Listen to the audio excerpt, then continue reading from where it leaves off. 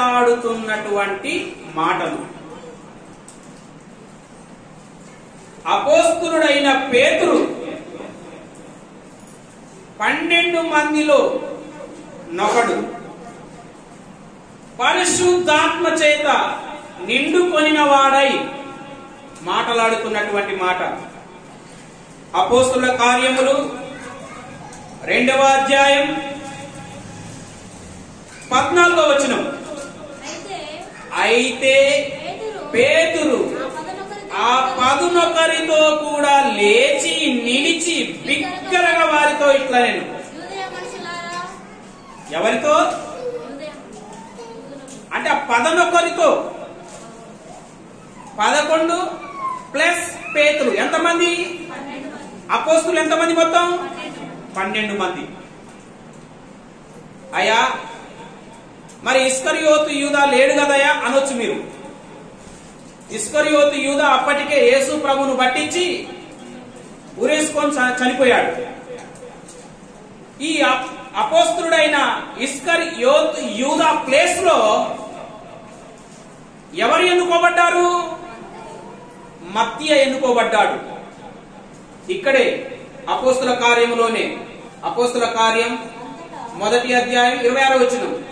అంతటా వారు వీరిని గూర్చి చీట్లు వేయగా మత్తయి పేరట చీటి వచ్చెను గనుక అతడు 11 మంది అపోస్తలులతో కూడా. అంటే ఈ మత్తయి ఎవరి ప్లేస్ లో అపోస్తలుడుగా ఎన్నుకోబడ్డాడు? ఇస్కరియోతు యూదా ప్లేస్ లో మత్తయి అపోస్తలుడుగా ఎన్నుకోబడ్డాడు. అంటే ఇప్పుడు అపోస్తలులు ఎంతమంది అయ్యారు? 12 మంది అయ్యారు. 12 మంది మీదికి పరిశుద్ధాత్ముడు పెంతెకోస్తు పండగ నాడు వారి మీదికి దిగాడు. ఆ 11 కూడా 11 అంటే ఆ 11 మందితో కూడా లేచి నిలబడి, అంటే ఆ 11 మంది పేతురు, 12 మంది. పేతురు మాటలాడుతున్న మాట ఏం మాట? యూదయ మనుషులారా, యెరూషలేములో కాపురమున్న సమస్త జనులారా అని ప్రసంగాన్ని మొదలు పెట్టాడు. యెరూషలేములో పెంతెకోస్తు పండుగ సెలబ్రేషన్ చేసుకోవడానికి వచ్చిన భక్తిగల యూదులు, ఇశ్రాయేలీయులు, వారితో మాట్లాడుతున్నాడు. వీరు భాషలు మాట్లాడుతున్నారు అంటే మద్యం సేవించి మత్తులో మాట్లాడతలేరు. పరిశుద్ధాత్ముడు వీరి మీదికి దిగాడు, వాక్శక్తి అనుగ్రహించాడు. దీనిని గురించి యోవేలు గారు ముందుగానే ప్రవచించారు. ఆ ప్రవచనం ఇక్కడ నెరవేరుతుంది అని పేతురు గారు చెబుతూ 32వ వచనంలో అంటున్నాడు. ఏమని? ఈ యేసును దేవుడు లేపెను, దీనికి మేమందరము సాక్షులము. ఈ యేసును, ఏ యేసును? 22వ వచనం. ఇశ్రాయేలీయులారా ఈ మాట వినుడు, దేవుడు నజరేయుడగు యేసు చేత అద్భుతాలు, మహత్కార్యాలు, సూచక క్రియలు మీ మధ్య జరిగించాడు, మీరు చూశారు. అయినా దేవుని భవిష్యత్ జ్ఞానాన్ని అనుసరించి ఆయన దుష్టుల చేతికి అప్పగింపబడ్డాడు. వారు సిలువ వేసి ఆయనను చంపారు. అయితే 24వ వచనంలో అంటాడు, మరణము యేసును బంధించి ఉండుట అసాధ్యము గనుక దేవుడు మరణ వేదనను తొలగించి ఆయనను లేపాను. ఎవరు లేపాడు? యేసును లేపాడు. ఎవరు లేపారు? దేవుడు లేపాడు. మీరు సిలువ వేశారు, సిలువ వేసి చంపారు, కానీ మరణం ఆయనను బంధించి ఉండుట అసాధ్యం. ఎందుకంటే దేవుడు ఆయనను లేపాడు. లేపాడు అనటానికి 32వ వచనంలో అంటున్నాడు, యేసును దేవుడు లేపెను, మేమందరము పేతురు అంటున్నాడు, నేనొక్కరిని సాక్షిని అంటున్నాడా, మేమందరము సాక్షులం అంటున్నాడా? మేమందరము సాక్షులము. మేమందరము అంటే ఎంతమంది? 12 మంది.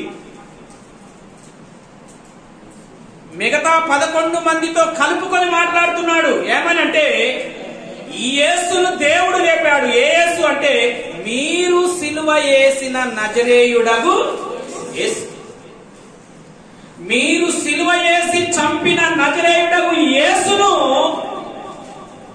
ఎవరు లేపారంటే దేవుడు లేపాడు.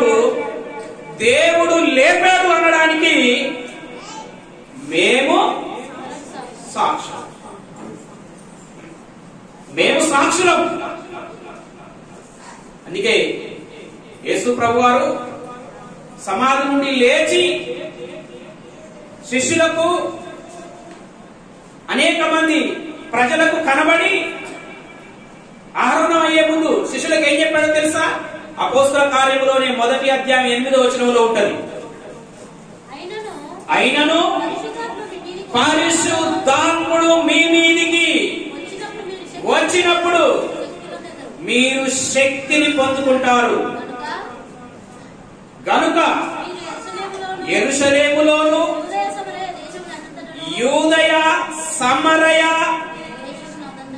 దేశముల యందంతటా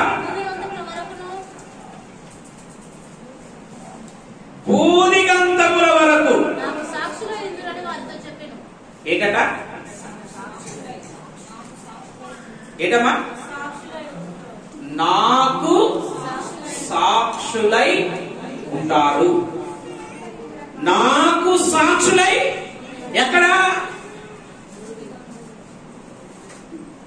యూదయ, సమరయ, యెరూషలేములోను, యూదయలోను, సమరయలోను, దేశముల యందంతటా అంటే భూదిగంతముల వరకు, అంటే భూమి మీద ఎక్కడెక్కడ మనుషులు ఉన్నారో, ఎక్కడెక్కడ దేశాలు ఉన్నాయో అక్కడ అంతటా కూడా నాకు సాక్షులుగా ఉంటారు. నాకు సాక్షులుగా ఉంటారా? మీకు మీరే సాక్షులుగా సాక్ష్యం చెప్పుకుంటారా? ఏమన్నా యేసుప్రభువారు నాకు సాక్షులుగా ఉండండి అని చెప్పిండా, లేకపోతే మీ సాక్ష్యాలు మీరే చెప్పుకోమని చెప్పిండా? చెప్పండి. నాకు సాక్షులుగా ఉండవన్నాడు. అంటే ఆయనకు సాక్షులుగా ఏం చెప్పాలి? సాక్షి ఏం చెప్పాలమ్మా? ఒక సాక్షి ఏం చెప్పాలి?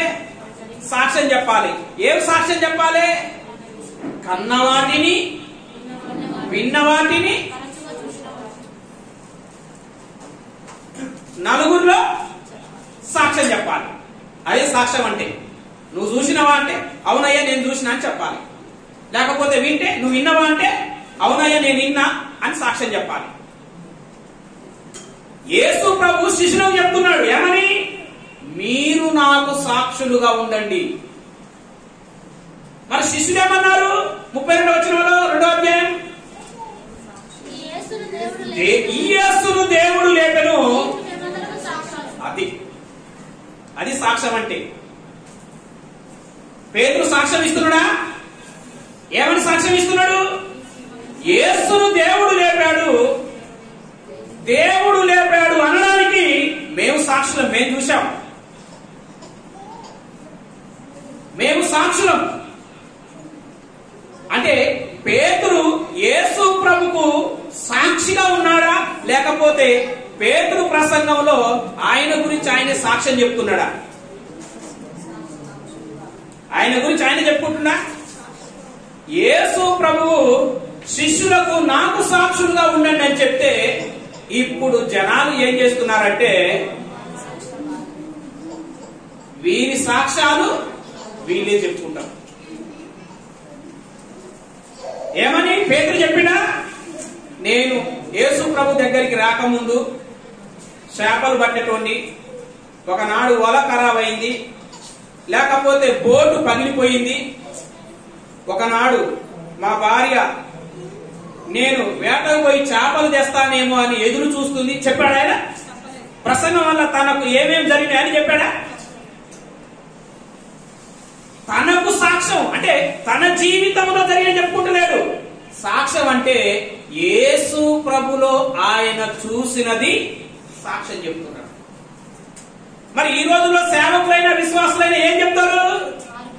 యేసు ప్రభుకు సాక్షులుగా ఉండండి రా నాయన అని యేసు ప్రభు చెప్తే, యేసు ప్రభు చెప్పిన సాక్ష్యాన్ని పక్కన పెట్టి వీళ్ళు టిఫిన్ చేసిన కానించి, ఇంట్లో నుంచి బయలుదేరిన కానించి, సభ కాడికి పోతే, లేకపోతే యేసు ప్రభుని నమ్ముకోక ముందు ఏమేమి జరిగినాయో మొత్తం చెప్పి చెప్పి చివరికి ఏమంటాడంటే, ఇది నా నీ గురించి చెప్పుకోమన్నాడు యేసు ప్రభు గారు. ఒకవేళ మీటింగ్ జరుగుతుంది, వారు మమ్మల్ని ఆహ్వానించారు, సేవకుడు కదా ఆహ్వానించిందని మేము పోతే, ఇన్విటేషన్ ఇచ్చిందని మేము పోతే, ఆయన సాక్ష్యం ప్రారంభించాడు. బైబిల్లో ఒక వాక్యం చదివించి 2 గంటలన్నర సాక్ష్యం చెప్పాడు. మిగతా సాక్ష్యం రేపు సభలో చెప్తా అన్నాడు. ఆ సభ ఖర్చు 2 లక్షల దాకా వస్తుంది. అన్ని లక్షలు ఖర్చు పెట్టి సభ పెడితే 2 గంటలన్నర ఏం చెప్పాడంటే, ఆయన షెడ్యూల్ వేసుకున్న కానించి పెద్ద మంత్రగాడంట నీళ్ళ మీద చేప వేసి చేప మీద కూర్చొని జపం చేసేదంట. ఆ సాక్ష్యాలు అవసరమా? నీ గురించి వింటే విశ్వాసం కలుగుతుందా? క్రీస్తు గురించి వింటే విశ్వాసం కలుగుతుందా? వినుట వలన విశ్వాసము కలుగును. క్రీస్తును గురించి వింటే విశ్వాసం కలుగుతుంది. యేసు ప్రభు శిష్యులకు ఏం చెప్పిండంటే, నాకు సాక్షులుగా ఉండండి, యెరూషలేములోను, యూదయలోను, సమరయలోను, భూమి అంతటా నాకు సాక్షులుగా ఉండండి అని యేసు ప్రభు చెప్పితే, యేసు ప్రభు సాక్ష్యాన్ని పక్కన పెట్టి బైబిల్ సంకన పెట్టుకొని వీళ్ళ సాక్ష్యాలు చెప్పుకుంటా బతుకుతున్నారండి. ఈ విశ్వాసం కూడా ఎట్లా తయారైందో తెలుసా? ఆ అయ్యగారు సాక్ష్యం బాగుంటది, ఆ అమ్మగారు సాక్ష్యం బాగుంటది, ఈయన గారు సాక్ష్యం బాగుంటది. ఏం బాగుంటది? ఒక్కటే మాట, యేసు ప్రభుని నమ్ముకోక ముందు మనం అందరం పాపులమే, దుర్మార్గులమే. ఇది నిజం. అంతకంటే ఎక్కువ ఏముంటది? ఇక యేసు ప్రభుని నమ్ముకోక ముందు నేను పాపినే, యేసు ప్రభుని నమ్ముకోక ముందు నువ్వు పాపివే, యేసు ప్రభుని నమ్ముకోక ముందు అందరూ పాపులే, అందరూ దుర్మార్గులమే, అందరం దుష్టులమే. అందరం పాపులం చేయబట్టే యేసు ప్రభుని నమ్ముకున్నాం. ఇక అందరం అందరి సాక్ష్యాలు చెప్పుకుంటే మరి యేసయ్యకు సాక్షి ఎవడుంటాడు? యేసు ప్రభు ఎవరైనా సాక్షిగా ఉంటారా?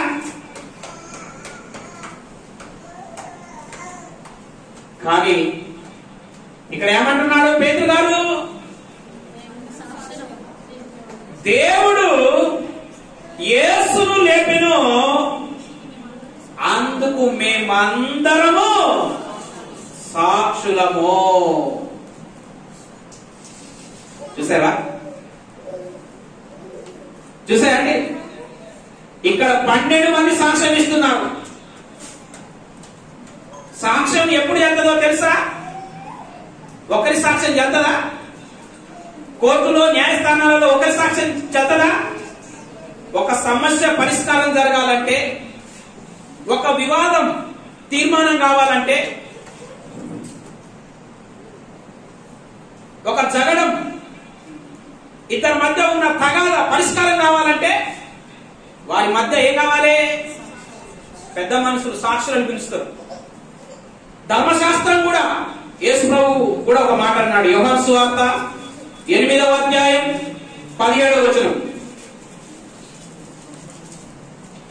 యోహాను సువార్త 8వ అధ్యాయం 17వ వచనం.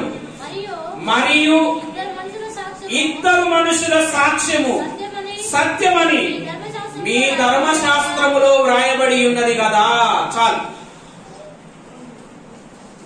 చట్టంలో, చట్ట ప్రకారంగా ఒక సంగతిని నిర్ధారించాలంటే, ఒక విషయాన్ని స్థిరపరచాలంటే ఎంతమంది సాక్ష్యం కావాలి? ఇద్దరు సాక్షుల మాట కావాలి. మీ ధర్మశాస్త్రములో ఇద్దరు మనుషుల సాక్ష్యము సత్యమని మీరు ఎరుగుదురు కదా.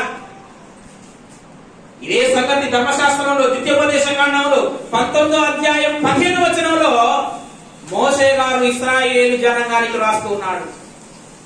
ఏదైనా ఒక విషయం, ఏదైనా ఒక వివాదం, ఏదైనా ఒక తగాద పరిష్కరించాలంటే, స్థిరంగా దాన్ని స్థిరపరచాలంటే, రూఢిపరచాలంటే ఎవరి సాక్ష్యం కావాలి? ఇద్దరి వ్యక్తుల సాక్ష్యం కావాలి. ఒకవేళ సాక్ష్యం లేదనుకో చల్లదని. చల్లదా? ఇక్కడ జ్ఞానం ఉన్నది. జ్ఞానం అంటది, అయ్యా నేను నీకు 8,000 ఇచ్చినాయా అంటది. నేను అంటాను, నేను ఇయ్యలేదమ్మా జ్ఞానం అంటాను. ఇప్పుడు ఆమెకు ఎవరు దిక్కు? పెద్ద మనిషి దిక్కు. పెద్ద మనిషి కాడికి పోయి, అయ్యా హనుమంతు, నేను పాస్టర్ జాన్ మార్కు గారికి 8,000 ఇచ్చినాయా, ఇయ్యలేదంటున్నాయా అంటే ఆయన నన్ను పిలిపిస్తాడు. ఇద్దరు పిలిపించి ఏమంటాడు? ఆమెమో ఇచ్చినంటది, నేనేమో ఇయ్యలేదంట. ఇప్పుడు ఆయన అంటాడు, కాగితం తీసుకురమ్మా అంటాడు. ఆ కాగితంలో ఏముంటది? కాగితం రాసిన అందులో కూడా ఉండాలి, సాక్షుల సందర్భం ఉండాలి. కాగితం లేదనుకో, నువ్వు ఎవరి ముందర ఇచ్చినవో, నువ్వు ఇస్తుంటే ఎవరు చూసిండ్రో వాళ్ళని పిలుచుకొని రానంట అంటాడంట. ఎవ్వరు లేరయ్యా, మేమిద్దరమే ఉన్నామయ్యా అంటే, మరి ఇయ్యలేదంటుండు కాబట్టి ఇక చేసేదేమి లేదు పోమ్మ అంటాడు. అంతే కదా? అవునా కదా? అంటే ఒక విషయాన్ని స్థిరపరచాలంటే, రూఢిపరచాలంటే ఎంతమంది సాక్ష్యం కావాలి? ఇద్దరు లేదా ముగ్గురు సాక్షులు కావాలి. కానీ ఈ యేసును దేవుడు లేపెను, దానికి మేమందరం అంటే ఎంతమంది? 12 మంది సాక్ష్యం ఉన్నారండి. ఈ సాక్ష్యం చెల్తదా చెల్లదా? ఈ సాక్ష్యం చెల్తదా చెల్లదా? ఏం సాక్ష్యం? వీళ్ళిచ్చే సాక్ష్యం యేసును దేవుడు లేపాడు. పరలోకమందున్న తండ్రి యేసు ప్రభును లేపాడంట. దీనికి మేము సాక్షులం. ఇందులోనే చూడండి, అపోస్తల కార్యములోనే 2వ అధ్యాయం 40వ వచనం. ఇంకను అనేక విధములైన మాటలతో ఏం చేశాడంట? ఎవరిస్తున్న సాక్ష్యం? పేతురు ఇస్తున్నాడు. ఇదంతా 2వ అధ్యాయం అంతా పేతురు ప్రసంగమే. ఇంకను అనేక విధములైన మాటలతో సాక్ష్యం ఇస్తున్నాడంట పేతురు. ఏం సాక్ష్యం ఇస్తున్నాడు? యేసు ప్రభు గురించి సాక్ష్యం ఇస్తున్నాడా, లేకపోతే పేతురు తన గురించి తానే సాక్ష్యం ఇస్తున్నాడా? అది సాక్ష్యం అంటే. యేసు ప్రభువు చనిపోయాడు, తిరిగి లేచాడు, నన్ను కూడా లేపుతాడు. అది సాక్ష్యం. అదే కదా క్రైస్తవ విశ్వాసం. అందుకే కదా నువ్వు దేవుని నమ్ముకుంది. చనిపోయిన తర్వాత లేపబడడం అనేది జరగకపోతే ఇక దేవుని నమ్ముకోవడం కూడా వ్యర్థమే. ఎందుకు దేవుని నమ్ముకునేది? ఎందుకు? యేసు ప్రభు నువ్వు ఎందుకు నమ్ముకుంటున్నావు? ఏమిటి నమ్ముకుంటున్నావమ్మా? రోగాలు పోవాలనా, అన్ని మంచిగా జరగాలనా? Second point. వాటి కోసమే కాదు. శరీరం కొద్ది కాలమే ఉంటది, ఎక్కువ కాలం ఉండేది ఏంటిది? ఆత్మ. పేతురు అంటున్నాడు, అనేక విధములైన మాటలు చెప్పి సాక్ష్యం ఇస్తున్నాడంట. అపోస్తల కార్యములు 3వ అధ్యాయం 15వ వచనం. మీరు ఎవరు మాట్లాడుతున్నారు ఈ మాట? పేతురు గారే. ఇక్కడ శృంగారం అనే దేవాలయం దగ్గరికి వచ్చాడు పేతురు. ఈ శృంగారం అనే దేవాలయం మెట్ల మీద ఒక కుంటి భిక్షగాడు అడుక్కుంటున్నాడు రోజు. ఆ కుంటి భిక్షగాన్ని పేతురు గారు స్వస్థపరిచారు. అప్పుడు ప్రసంగం స్టార్ట్ అయింది. ఇక్కడ మీరు అంటే ఇశ్రాయేలుతో అంటున్నాడు, మీరు జీవాధిపతిని చంపితిరి గాని దేవుడు ఆయనను మృతులలో నుండి, అది ఇశ్రాయేలీయులతో యూదులతో పేతురు పలుకుతున్న మాట. మీరు జీవాధిపతి అయిన యేసు ప్రభుని చంపారు కానీ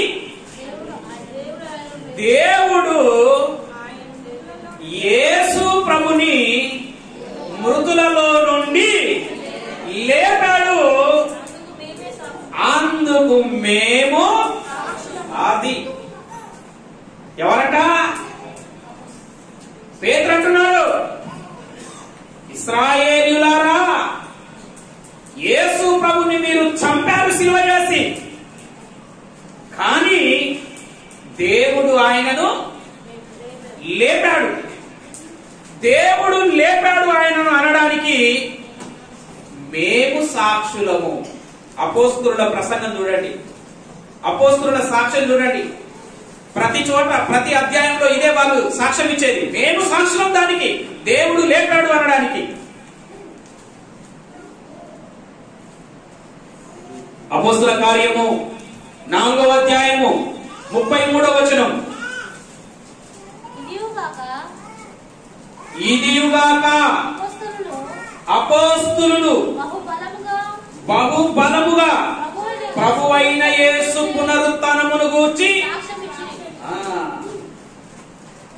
అపోస్తలులు అంటే 12 మంది ఏం సాక్ష్యం ఇస్తున్నారంట? దేని గురించి సాక్ష్యం ఇస్తున్నారు? పునరుత్థానం. పునరుత్థానం అంటే అర్థం ఏంటిది? చనిపోయి తిరిగి లేవటము పునరుత్థానం. యేసు పునరుత్థానము గురించి బహు బలముగా సాక్ష్యం ఇస్తున్నారంట. అపోస్తలుల సాక్ష్యం. బాప్తిసం తీసుకున్నా కూడా చాలా మంది మరలా లోకంలోకి వెళ్ళిపోతున్నారు, అన్యుల జీవితంలోకి వెళ్ళిపోతున్నారు, యేసు ప్రభుని విడిచిపెట్టి వెళ్ళిపోతున్నారు.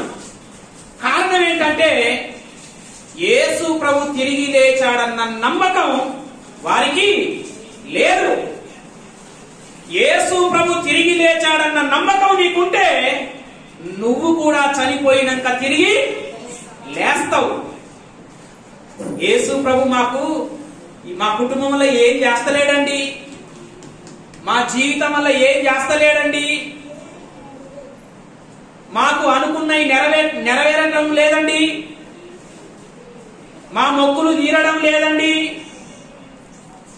అందుకే మేము యేసు ప్రభుని వదిలిపెడుతున్నామండి. అందుకే నమ్ముకున్నావా? యేసు ప్రభుని నమ్ముకోవటంలో నువ్విచ్చిన సాక్ష్యం ఏంటి? యేసు ప్రభు చనిపోయి తిరిగి లేచాడు, నేను కూడా ఒక రోజు చనిపోయినాక తిరిగి లేస్తా అని నమ్మి బాప్తిసం తీసుకోలేదు. బాప్తిసం ఎందుకు తీసుకున్నావు? ఏమిటి తీసుకున్నావు బాప్తిస్మం? శరీర అవసరాల కోసం తీసుకున్నావా? ఈ భూమి మీద నువ్వు ఆశించినవి, నీ కోరికలు తీరాలని తీసుకున్నావా? ఈ లోక సంబంధమైనవి నువ్వేదడిగితే అది యేసు ప్రవిస్తాడనుకున్నావా?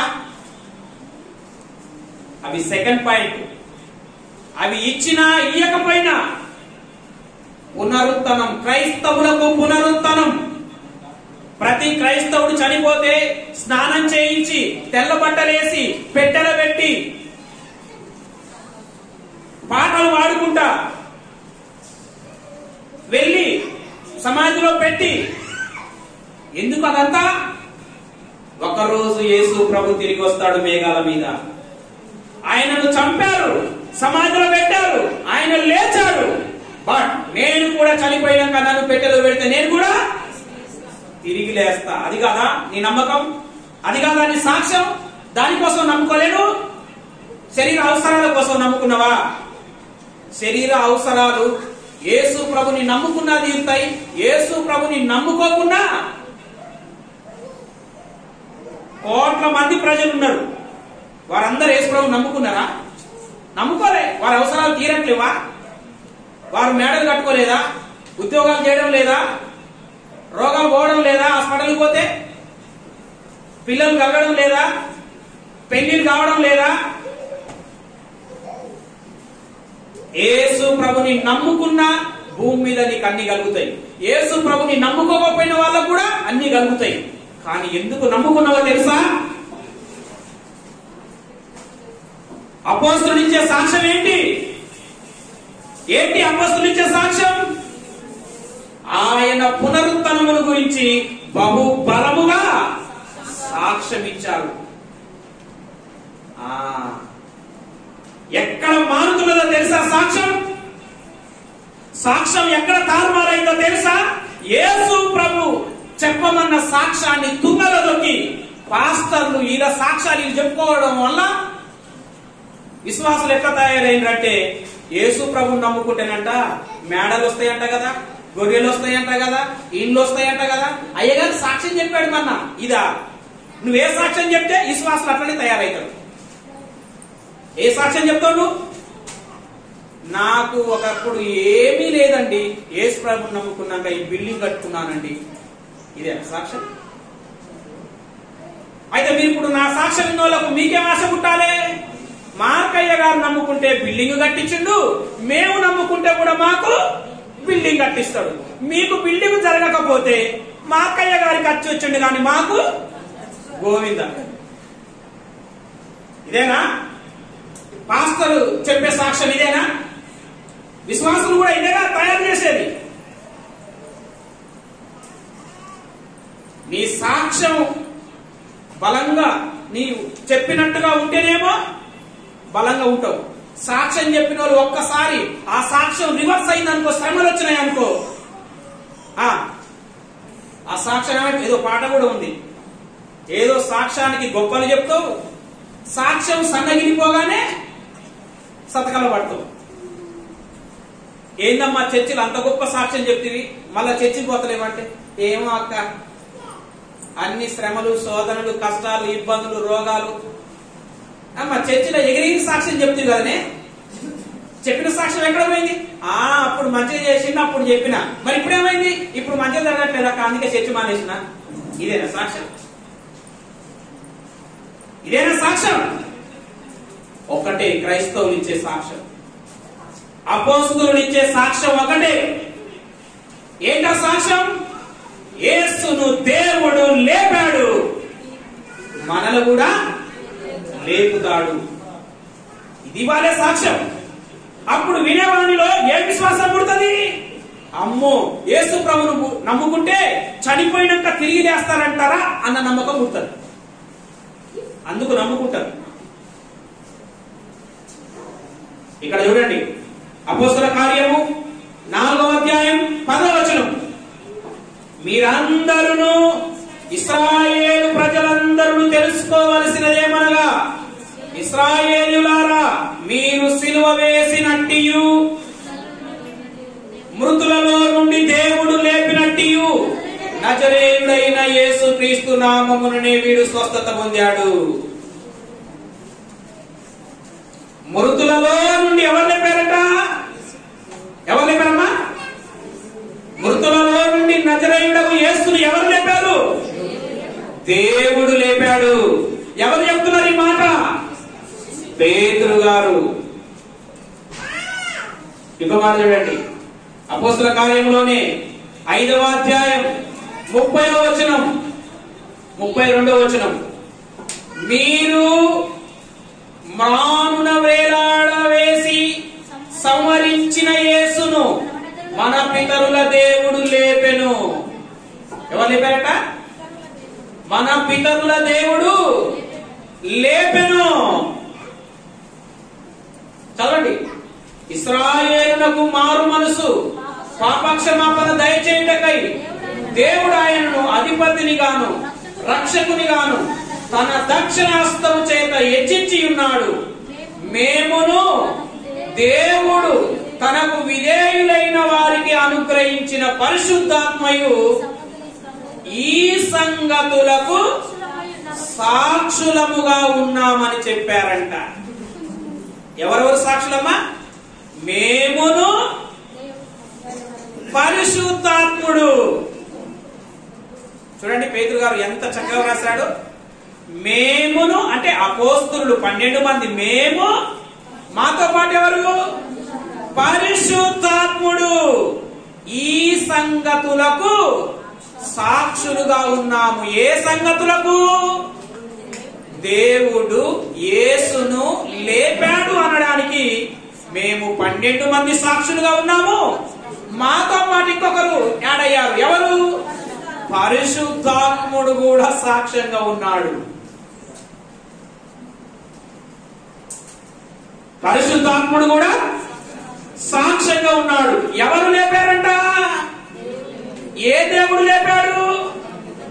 పితరుల దేవుడు లేపాడు. ఎవరు పితరులు? ఎవరు అసలు?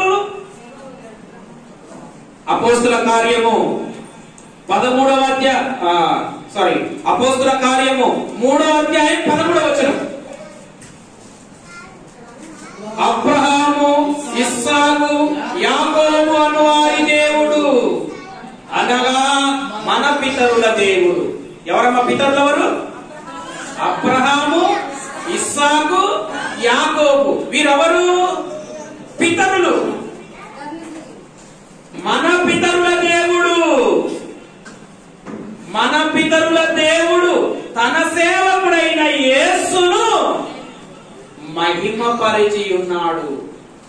సరే, దేవుడు లేపాడంట యేసును. దేవుడు అనగా ఏ దేవుడు అనుంది? పితరుల దేవుడు అనుంది. పితరులు అంటే ఎవరు? అబ్రహాము, ఇస్సాకు, యాకోబు. యాకోబుల దేవుడు ఎవరైనా? యెహోవా. తండ్రి అయిన దేవుడు యెహోవా.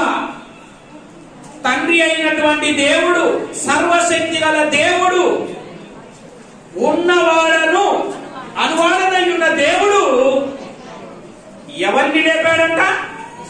యేసు ప్రభువును లేపాడంట. దానికి మేమందరము సాక్షులము. వారే కాదు. అపోస్తల కార్యములో 13వ అధ్యాయం 30వ వచనం చూడండి ఒకసారి. అపోస్తల కార్యములు 13వ అధ్యాయం 30వ వచనం నుంచి 33వ వచనం వరకు.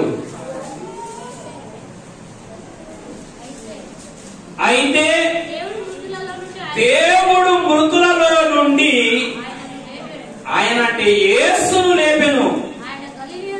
యేసు గలిలయ నుండి యెరూషలేమునకు తనతో కూడా వచ్చిన వారికి అనేక దినములు కనబడెను. వారు ఇప్పుడు ప్రజల ఎదుట ఆయనకు చూసారా? దేవుడంట యేసు ప్రభును లేపాడంట. యేసు ప్రభు అనేక మందికి కనిపించాడంట. ఆ కనిపించిన వారందరూ ప్రజల ఎదుట ఆయనకు సాక్షులుగా ఉన్నారంట. ఏమని? దేవుడు యేసును లేపాడు అని చూసిన ప్రజలందరూ సాక్షులుగా ఉన్నారట. నెక్స్ట్, దేవుడు యేసును లేపి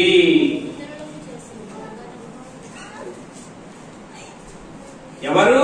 పితరుల దేవుడు అనగా అబ్రహాము దేవుడు, ఇస్సాకు దేవుడు, యాకోబు దేవుడు, పరలోకములో ఉన్న తండ్రి అను దేవుడు యేసుక్రీస్తును సమాధిలో నుండి లేపాడంట.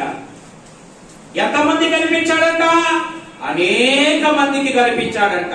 కొరింథీ పత్రిక 15వ అధ్యాయం 6వ వచనంలో అయితే 500 మందికి ఇంచుమించు 500 మందికి కనిపించాడంట యేసుక్రీస్తు ప్రభువారు సమాధిలో నుండి లేచిన తర్వాతకి.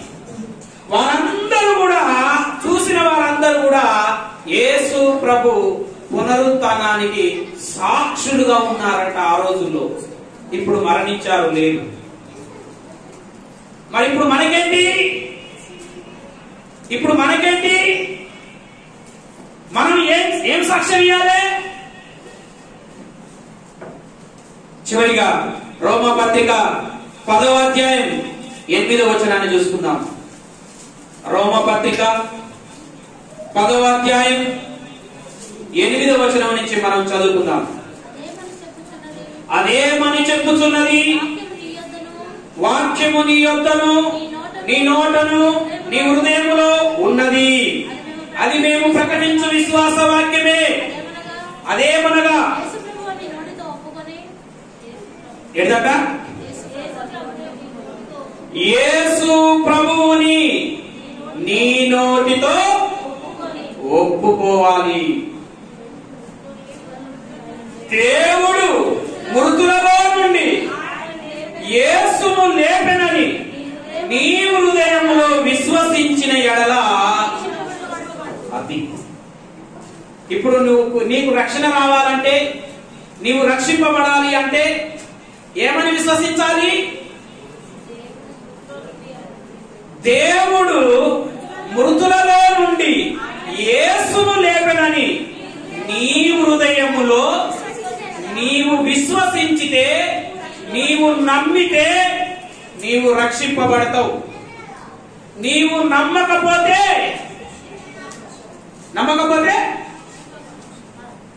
చెప్పండమ్మా, రక్షింపబడవు.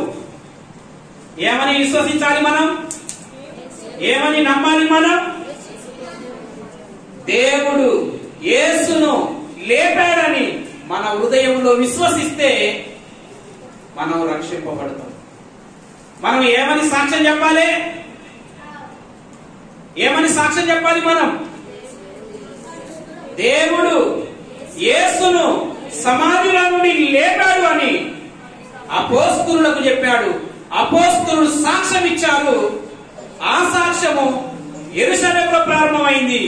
యెరూషలేములోను, యూదయలోను, సమరయలోను, భూదిగంతముల వరకు భారతదేశములో ఉన్న మనము కూడా యేసు ప్రభుకు సాక్షులుగా ఉండాలి. కానీ మన సాక్ష్యాలను మనమే చెప్పుకోవద్దు. చాలా మంది ఏం చెప్తారో తెలుసా? మన సాక్ష్యాలు, ఆయన సాక్ష్యం బాగుంటదండి. ఏం బాగుంటది? యేసు ప్రభు కంటే పెద్ద సాక్ష్యం ఆయనది.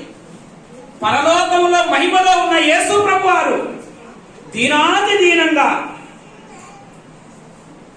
జన్మించి గొర్రెల పశుల పాకలో పనుండి ఆ తొట్టిలో ఈగలు, దోమలు, కన్యమర్య గర్భాన ఎన్నో అవమానాలు. యేసు ప్రభు కంటే గొప్ప సాక్ష్యం అనేది? యేసు ప్రభు జీవితం కంటే ఎక్కువ ఉందా నీ సాక్ష్యం? యేసు ప్రభు జీవితమే గొప్ప సాక్ష్యం. యేసు ప్రభు జీవితాన్ని చెప్పు. నువ్వు యేసు ప్రభు జీవితాన్ని పక్కన పెట్టి నీ జీవితంలో జరిగింది చెప్పుకొని యేసు ప్రభు సాక్ష్యం కన్నా నీ సాక్ష్యం గొప్ప చేసుకుంటావా? చాలా మంది విశ్వాసులు, పాస్టర్లు వాళ్ళ సాక్ష్యాలను చెప్పుకొని ఏమని పబ్లిసిటీ అవుతుందో తెలుసా? వీళ్ళ సాక్ష్యాల మీద వీడియోలు తీస్తారండి. యేసు ప్రభు చెప్పాడా మీ సాక్ష్యాలతో మార్చమన్నాడా? యేసు ప్రభుకు సాక్షులుగా ఉండి మార్చమన్నాడా? చెప్పడమా?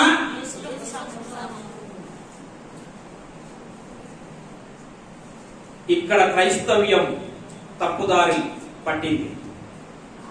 ఎవరు పట్టించారు అంటే పాస్టర్లు పట్టించారు. పాస్టర్లు విశ్వాసాన్ని పట్టించారు. ఏం పట్టించారంటే పాస్టర్లు వారి వ్యక్తిగత సాక్ష్యాన్ని చెప్పుకొని పబ్లిసిటీ అయినరు. ఆ తర్వాతకి విశ్వాసులు కూడా వారి బాటే పట్టిరు, సాక్ష్యాలు చెప్పుకోవటం. ఇదేనా అసలు యేసు ప్రభు ఏమని చెప్పిండు?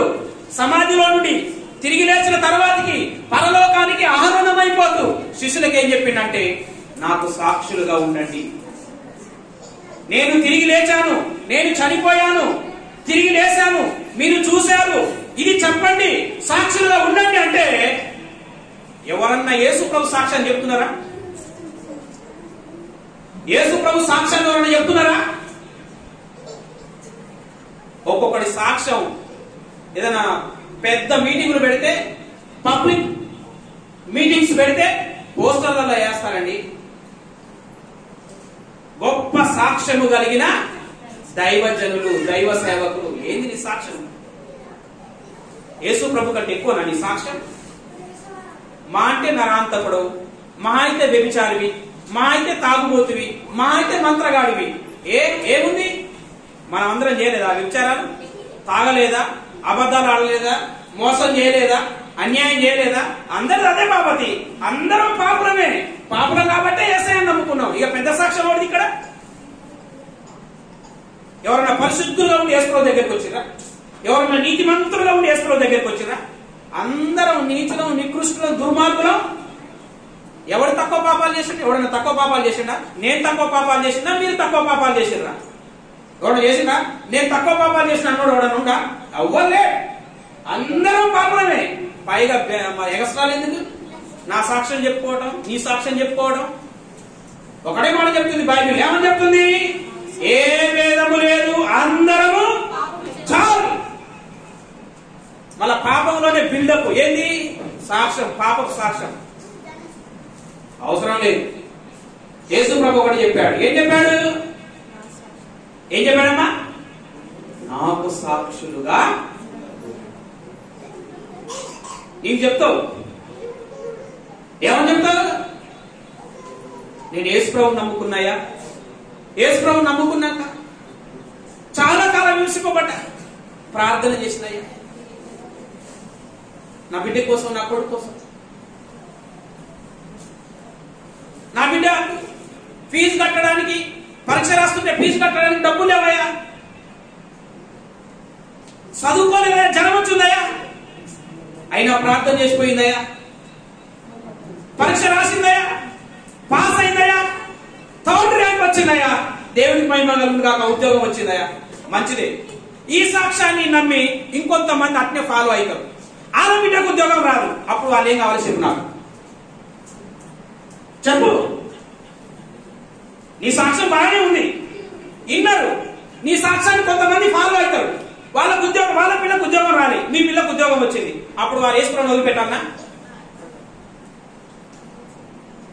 నీ సాక్ష్యం చెప్పుకొని గొప్పగా కాకు. తప్పు. ఎవడు మారడు, ఎవడు మారడు. క్రైస్తవ జీవితం అంటే శ్రమల జీవితం. కొన్ని రోజులు శ్రమలు వస్తాయి, కొన్ని రోజులు ఆనందం ఉంటది, కొన్ని రోజులు సంతోషం ఉంటది, కొన్ని రోజులు అవమానం ఉంటది, కొన్ని రోజులు ఘనత ఉంటది. ఎన్నో వస్తాయి.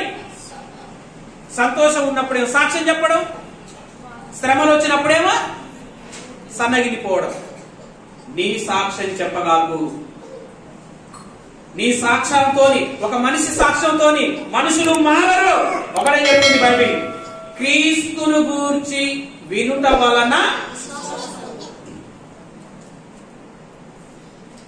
యేసు ప్రభుని తండ్రి అయిన దేవుడు లేపాడు, నిన్ను కూడా లేపుతాడు. ఇది చెప్పు.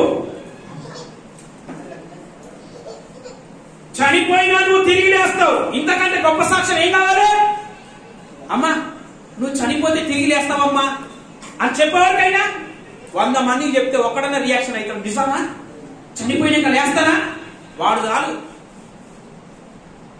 నీ శరీర అవసరాలను, నీ శరీర అభివృద్ధిని, నీ శరీర రోగాలను, నీకున్నటువంటి దాన్ని చూపించి నమ్మించగాకు. కొన్ని రోజులు ఉంటది, కొన్ని రోజులు పోతుంది. ఒకటే యేసు ప్రభు అపోస్తలులకు చెప్పాడు, వారు అదే సాక్ష్యం ఇచ్చారు. స్టిల్ ఇప్పటికీ మనం అదే సాక్ష్యం ఇవ్వాలి. ఏంటిదంటే ఈ యేసును దేవుడు లేపెను, దీనికి మేమందరము సాక్షులని అపోస్తలులు అన్నారు. ప్రస్తుత కాలంలో మనమందరము సాక్షులు. కళ్ళు మూసుకొని ప్రార్థన చేస్తాం.